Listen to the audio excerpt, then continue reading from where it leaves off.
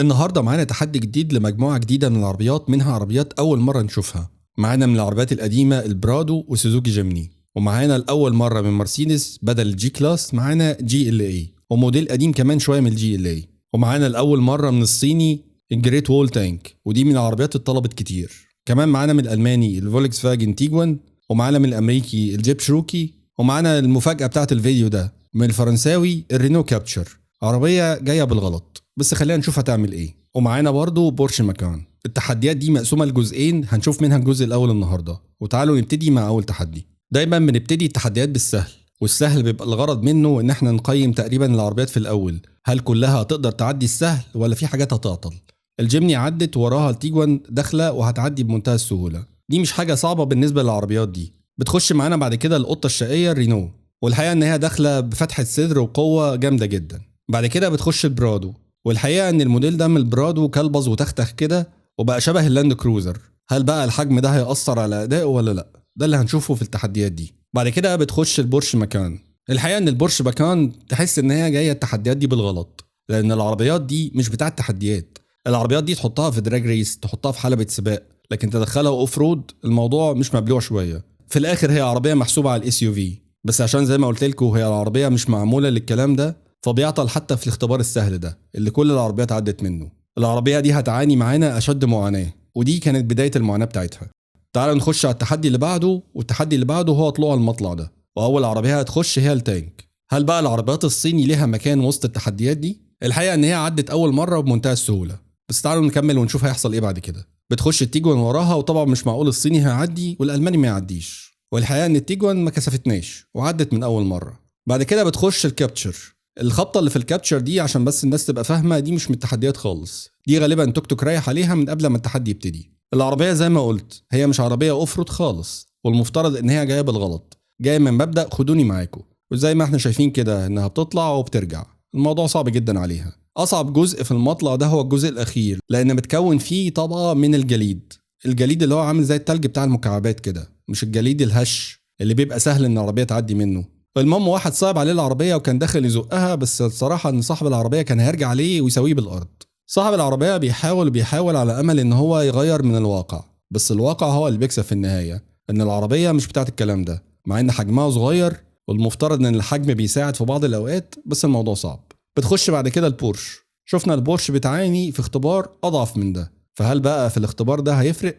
الحقيقه ان هو برضو اختبار صعب عليها. هي الحقيقه وصلت للقمه، بس القمة هي أصعب جزء في الموضوع. صاحب العربية واضح إن هو كمان غشيم شوية، وهو راجع كان هيقلب العربية خالص. المهم هو بيخش تاني. أصحاب العربيات دي شايفين إن هم دافعين ملايين في العربيات، فلازم العربيات تعدي، بس الحقيقة إن العربية ما قدرتش تطلع ورجعت رجعة كانت هتوديه السلوم. المهم في محاولة أخيرة ويائس إن هو يعدي، بيجيب آخر العربية وبيقرص عليها، وده بيبقى السبيل الوحيد إن أنت تعدي، لأن لو عملت كده والعربية ما عدتش يبقى مش هتعدي خالص. بس الحقيقة إن العربية قدرت تعدي، ومن كتر فرحته بان العربيه عدت ابتدى يعمل خمسات على طبق الجليد اللي احنا شايفينه ده. بتخش بعد كده الشروكي. انا قلت لكم ان حجم ووزن الشروكي مش هيخلي الموضوع بالنسبه لها سهل، وبرضه بيرجع نفس الرجعه.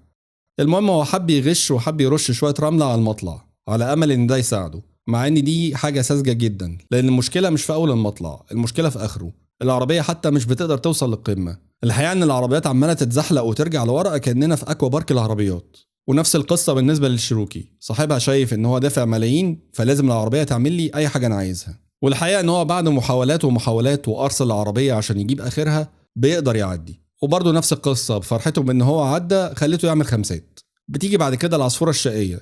الحقيقه ان العصفوره الشقيه بتبهرنا لانها عدت من اول مره. بعد كده بتخش البرادو. زي ما قلت لكم هل حجم البرادو هيأثر عليها ولا لا؟ الحقيقه ان هي من اول مره ما نجحتش، طب تاني مره برضه ما نجحتش، مش بنوصل حتى لأعلى نقطة. طيب هنحاول تاني لحد ما نشوف، احنا فاضيين ما ورناش حاجة غير ان احنا نقعد نحاول مع البرادو، مفيش فايدة برضو. طيب نحاول محاولة أخيرة لعل وعسى. العربية بتعاني، واضح ان موضوع تضخيم الحجم اللي من تبعات يوتا ده مش بيبقى في صالح العربيات، هو بيوصل لأعلى نقطة وبرضه بيرجع، والمرة دي رجع رجعة كانت هتخليه يوصل إيران يسأل على الهجوم الجاي هيبقى الساعة كام، بس الحقيقة ان هو في الآخر خالص نجح الحمد لله. طيب هتخش وراها الجي ال اي. انا مش متوقع من العربيه دي كتير، واكاد اقدر اقول ان انا مش متوقع منها حاجه خالص، والحقيقه انها طلعت ورجعت بطريقه مهينه جدا. طيب صاحبها بيحاول تاني لعل وعسى. بس الحقيقة ان برضو الموضوع صعب. ممكن نقعد نحاول مع العربية دي لبكرة، بس انا اقدر اقول لكم من قبل ما تبتدي اصلا التحدي وانا عارف ان احنا لو قعدنا لبكرة مش هتقدر تطلع. الجي كلاس تختلف عن اي عربية تاني من مرسيدس. ممكن العربيات دي تكون مؤهلة للأوف رود بس مش للنوعية دي من التحديات.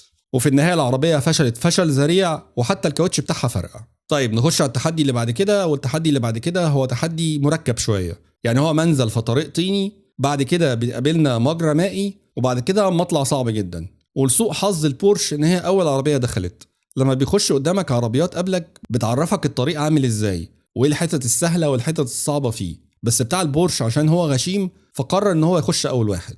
وزي ما قلت لكم العربية دي هتعاني ولازم تكون مستغني عنها اصلا عشان تقعد تقرص فيها ان هي تعدي تحديات من النوع ده. المشكلة الكبرى في التحدي ده هو اخر جزء فيه، وهو المطلع ده. المطلع ده صعب قوي، وعشان العربية دي مش بتاعت الكلام ده هتعاني فيه وبشدة. ولكن زي ما قلت اصحاب العربيات اللي بملايين بيبقوا شايفين ان العربية لازم تعدي من اي حاجة. وعشان ما اطولش عليكم انا هجري الجزء ده وهوريكم قد ايه العربية عانت فيه. العربية وصلت لمرحلة ان الناس فكروا ان هم يزقوها عشان يساعدوها، حاجة في منتهى البؤس. والبؤس الحقيقة هنا نابع من صاحبها اللي يفكر ان هو يجيب عربية زي دي في تحدي زي ده. المشكلة ان العربية بطنها بتحك في الارض والعجل بيبقى متعلق في الهواء، فمش بيبقى فيه اي قوة دفع للعربية. ولكن المهم بعد محاولات طويلة ومطنية وبعد ما جاب اخرها العربية قدرت تعدي. والحقيقة هنا اقدر اقول سقفة للقرد، والقرد هنا مش العربية، القرد هنا صاحب العربية. هتخش بعد كده السوزوكي جيمني العصفورة الشقية. عدت كل التحديات اللي فاتت من اول مرة وما كانش عندها اي مشكلة، والحقيقة ان التحدي ده ما فرقش كتير. نقدر نقول برضو سقفة للقرد، بس القرد هنا المرة دي العربية نفسها. هتخش بعد كده البرادو. هل بقى الوزن وحجم البرادو هيأثر عليها ولا لا؟ خلينا نشوف. زي ما قلت اصعب جزء وهي اخر جزء، بس الحقيقة ان العربية عدته ومن اول مرة. هنخش بعد كده على القطة الشقية الكابتشر. عربية لا محل لها من الاعراب، عشان كده خدها من قصرها وقرر ان هو يطلع من طريق جانبي ما يطلعش المطلع الصعب. ويا ريته حتى فلح في الموضوع من اول مرة، بل حاول مرة والتانية عشان يقدر يطلع. هتخش بعد كده الصخرة المتحركة الجي ال اي. زي ما قلت لكم انا مش متوقع من العربية دي اي حاجة، بل اكاد اكون متوقع انها هتفشل في كل التحديات. الحقيقة ان هي نزلت ووصلت عند الممر اللي في النص ده واتعلقت. صاحبها بقى يجيبها يمين يجيبها شمال، العربية اتعلقت تعليقة سودة، لا هي قادرة تطلع لقدام ولا قادرة ترجع لورا. اقرص بقى قد ما تقرص مفيش فايدة، لحد ما اضطروا ان هم يتدخلوا وان هم يزقوا العربية واتبعوا معها طريقة هز يا وز وركبني المرجيحة على امل ان العربية تطلع. وزي ما احنا شايفين كده صاحبها قارص على العربية وجايب اخرها، وبعد هز كتير وهشتكى كتير العربية ما قدرتش تطلع برضه. هتخش بعد كده التانك. هل بقى هتبقى تانك بحق وحقيقي ولا مجرد اسم؟ الحقيقة في مقولة بتقول رحم الله امرئ عرف قدر نفسه، وبتاع التانك عرف قدر نفسه وخدها من قصرها وخد طريق رأس رجاء الصالح. عرف ان هو مش هيقدر يطلع المطلع الصعب. بتخش وراها الشيروكي. هل بقى الكتلة دي هتقدر تعدي؟ الحقيقة ان هو خدها من قصرها وعرف تمامه وطلع من الجنب برضه. واخر عربية معانا في الفيديو ده هي التيجوان. هل بقى التيجوان هترفع راس مجموعة الفولكس فاجن؟ الحقيقة ان هي هترفع راسها. العربية بتحاول من اول مرة ما بتقدرش، بس بتقدر تطلع من تاني مرة. ودي كانت اخر عربية في اخر تحدي في الجزء ده. تحبوا تشوفوا بقية التحديات في جزء تاني ولا نشوف بعد كده عربيات تاني مختلفة؟